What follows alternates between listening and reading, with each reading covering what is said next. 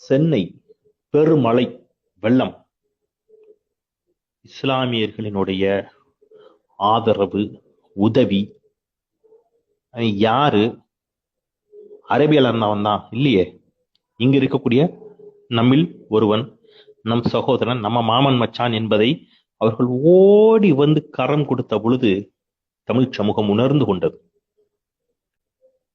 ஒரு நான் அதன் பிறகு வந்த நண்பரையும் அந்த தொலைபேசியில் உரையாடிய நண்பரினுடைய உரையாடலின் மூலமாக நானாய் கண்டுபிடிச்சேன் அவர் இஸ்லாமியர். அவர் பேரை கூட சொல்ல மாட்டேன்ட்டார், பேர் கூட சொல்ல மாட்டேன்ட்டார், யாருனே தெரியாது. திடீர்னு அலைபேசி அழைப்போம், சார் பாட்டில் வேணுமா அப்படிம்பாரு. வாட்டர் பாட்டில் காலியா இருக்கும். ஆமா சார் அப்படிமே.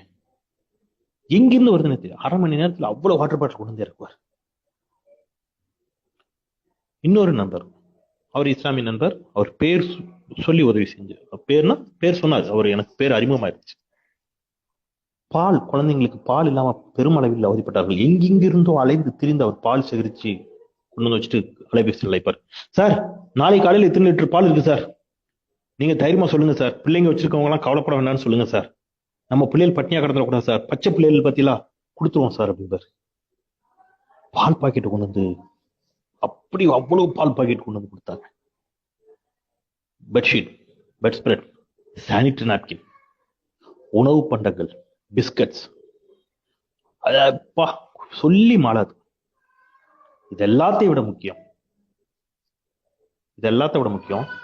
எங்கெல்லாம் மழை வெள்ளத்தில் மக்கள் அவதி உற்றார்களோ, எங்கெல்லாம் சிக்கியிருந்தார்களோ அவர்களை மீட்பதற்காக, அவர்களை மீட்கும் பணியில் பெரிய அளவுல இஸ்லாமியர்களுடைய பங்கு பெருமளவில் இருந்தது. அவர்களை மீட்கக்கூடிய பணியில உயிரை துச்சமாக மதித்து நம்மோடு நின்றார்களே, பெருமளை வெள்ளத்திற்கு மட்டும்தானா?